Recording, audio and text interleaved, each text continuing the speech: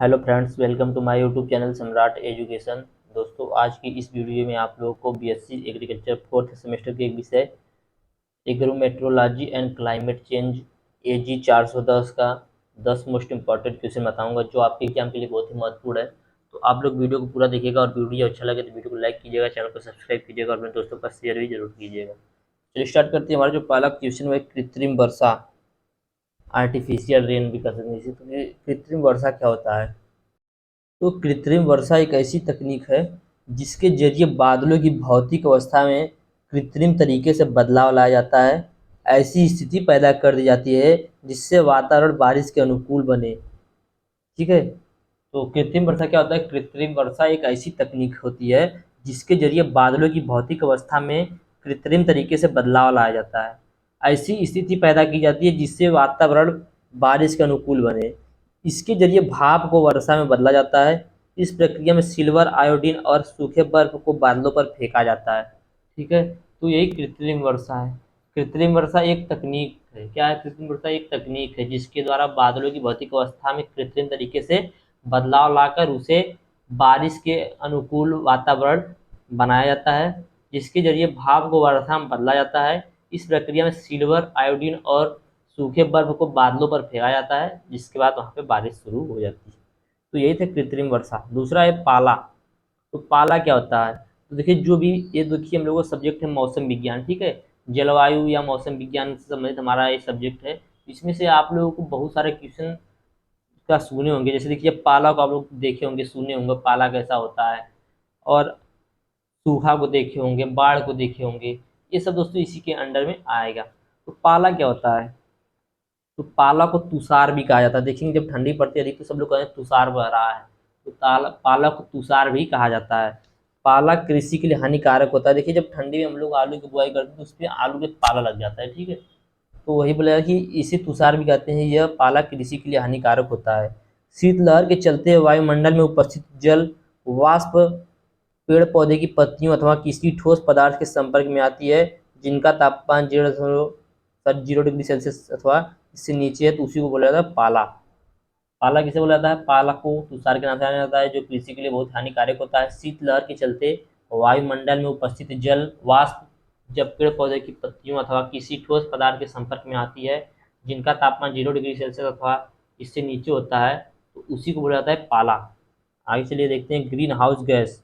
Green house gas क्या होती है? तो जानते हैं ग्रीन हाउस गैस बहुत ही खतरनाक है।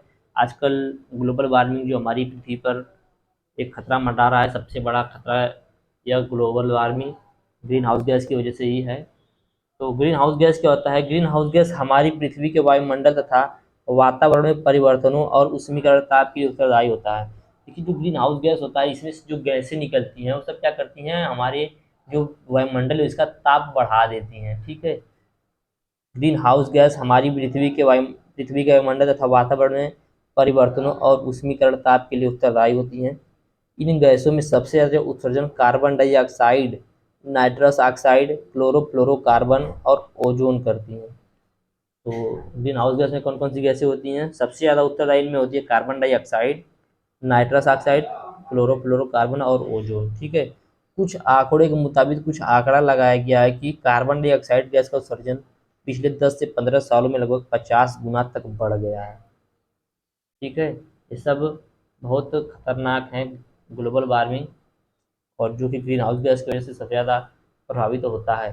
तो ग्रीन हाउस गैस आप लोग समझ होंगे। ग्रीन हाउस गैस हमारी पृथ्वी में वायुमंडल तथा वातावरण में परिवर्तन जो होते हैं उनमें उष्मीकरण ताप के बढ़ा देता उष्मीकरण ताप को बढ़ा देता है, उष्मीकरण ताप के लिए उत्तरदायी होता है। ठीक है। आगे चलते हैं।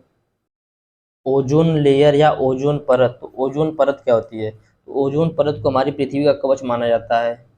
ओजोन परत को हमारी पृथ्वी का कवच माना जाता है। ओजोन लेयर पृथ्वी की सतह से 10 किलोमीटर के बाद 40 किलोमीटर तक फैली हुई है। ओजोन परत हमारी पृथ्वी की सतह से 10 किलोमीटर के बाद 40 किलोमीटर तक फैली हुई है, जिसे समताप मंडल भी कहा जाता है। जिसे क्या कहा जाता है? समताप मंडल कहा जाता है।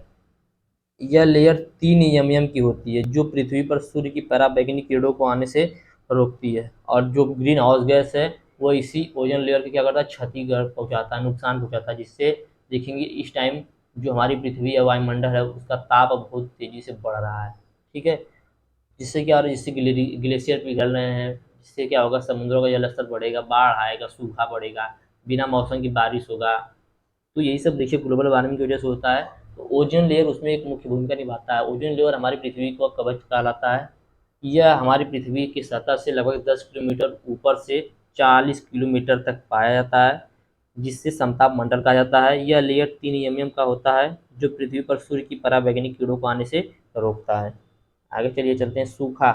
तो सूखा आप सभी लोगों ने देखा होगा, इस टाइम भी देखिए हमारी यूपी ईस्ट में सूखा है।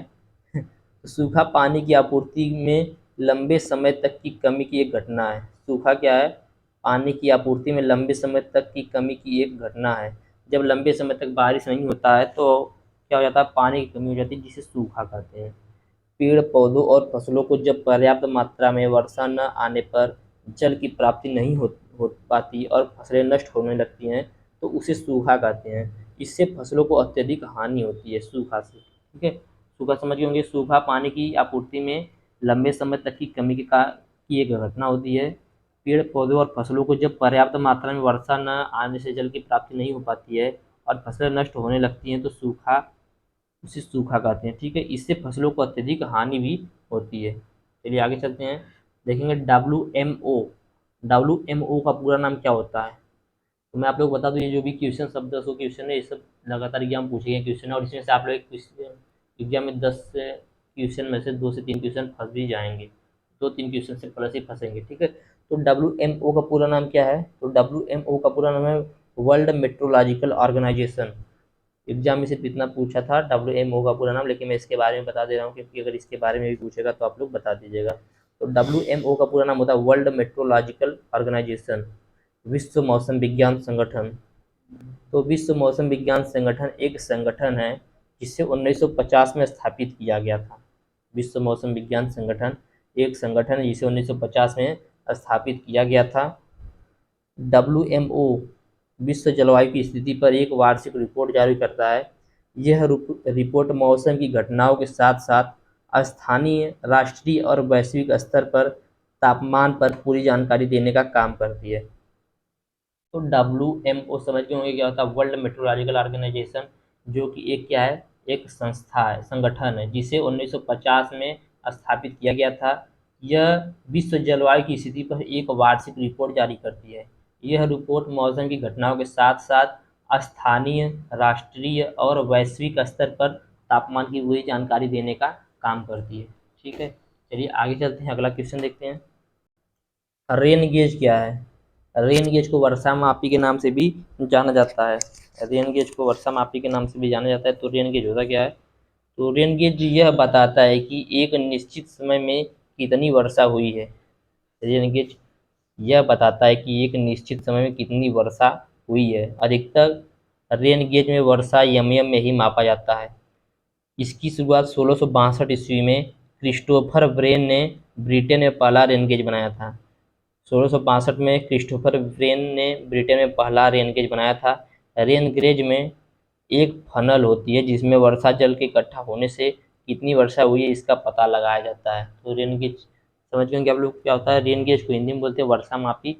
तो यह एक ऐसा यंत्र होता है जो बताता है कि एक निश्चित समय में कितनी वर्षा हुई है। और ज़्यादातर जो रेन गेज में वर्षा मापा जाता है वो एमएम में मापा जाता है, मिलीमीटर में मापा जाता है।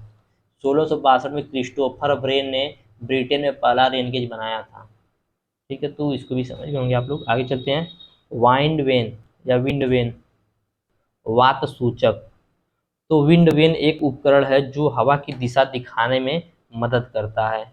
इमारतों पर यह एक आम दृश्य होता है। देखिए जब घर बनता है, इमारत बनता है, उसके ऊपर आप लोगों को एक वात सूचक लगा हुआ दिखेगा जो गोल गोल घूमता है। ठीक है, तो विंड वेन एक ऐसा उपकरण है जो हवा की दिशा दिखाने में मदद करता है। इमारतों पर यह एक आम दृश्य है, खासकर इमारत के सबसे ऊंचे बिंदु पर आभूषण के रूप में इसका उपयोग किया जाता है। ठीक है, सजावट सजावट के लिए इसका यूज किया जाता है इमारतों के सबसे ऊंचे बिंदु पर, ऊपर चोटी पर।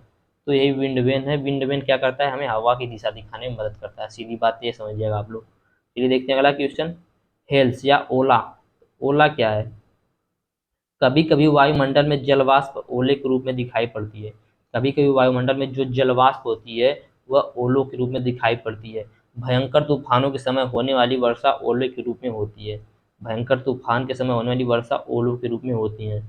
ओलों की उत्पत्ति घने मेघों के समय होती है। जब घने मेघ होते हैं, घने बादल होते हैं, उस समय ओलों की उत्पत्ति होती है। मेघों के कारण आकाश में बिजली चमकती है। मेघों में व्याप्त जलकण धनात्मक विद्युत आवेश से युक्त होते हैं और इनके शेष भाग में ऋणात्मक विद्युत आवेश की उत्पत्ति होती है। तो यही होती है ओला। ओला आप लोग देखेंगे बारिश होता है तो गिरता है बर्फ का टुकड़ा जो छोटा छोटा, उसी को ओला बोला जाता है। इसे इंग्लिश में हेल्स बोलते हैं। तो कभी कभी वायुमंडल में जो जल का वाष्प होता है वह ओला के रूप में दिखाई पड़ने लगता है। जब भयंकर तूफान के समय बारिश होती है तो उस समय ओला गिरता है। यदि ओले की उत्पत्ति की बात करें तो ये ओले की उत्पत्ति घने बादलों के समय होती है। बादलों के कारण आकाश में बिजली चमकती है और बादलों में व्याप्त जल के कण धनात्मक विद्युत आवेश से युक्त होते हैं। इनके शेष भाग में ऋणात्मक विद्युत आवेश की उत्पत्ति होती है, जिससे क्या होता है ओले का निर्माण होता है या ओला गिरने लगता है। आगे देखेंगे वर्षाधारित बादल, हमारा 10वां क्वेश्चन और आखिरी क्वेश्चन है। यह विद्युत तल के बहुत ही निकट होते हैं। इनका रंग काला परंतु कभी कभी भूरापन लिए हुए होता है। वर्षाधारित बादल जो होते हैं यह विद्युत तल के बहुत ही निकट होते हैं। इनका रंग काला परंतु कभी कभी भूरापन की तरह भी होता है। इन्हें वर्षा मेघों के नाम से पुकारा जाता है। इन्हें वर्षा मेघों के नाम से भी पुकारा जाता है। पृथ्वी तल पर इन्हीं के द्वारा वर्षा होती है। ठीक है, तो यही वर्षाधारित बादल है। तो वर्षाधारी बादल देखेंगे अब लोग, जो काले काले बादल दिखते हैं बोलते हैं बारिश होगी, काला बादल है, उसी को वर्षाधारित बादल भी बोला जाता है। तो उम्मीद करते हैं अभी 200 क्वेश्चन आप लोगों को अच्छे समझ में आ गया होगा। वीडियो अच्छा लगा तो वीडियो को जरूर लाइक कीजिएगा, और यदि आप लोगों को इसका पीडीएफ चाहिए तो डिस्क्रिप्शन में व्हाट्सएप ग्रुप का लिंक और व्हाट्सएप नंबर दिया गया है, मैसेज का इसका पीडीएफ भी ले सकते हैं। धन्यवाद। जय हिंद।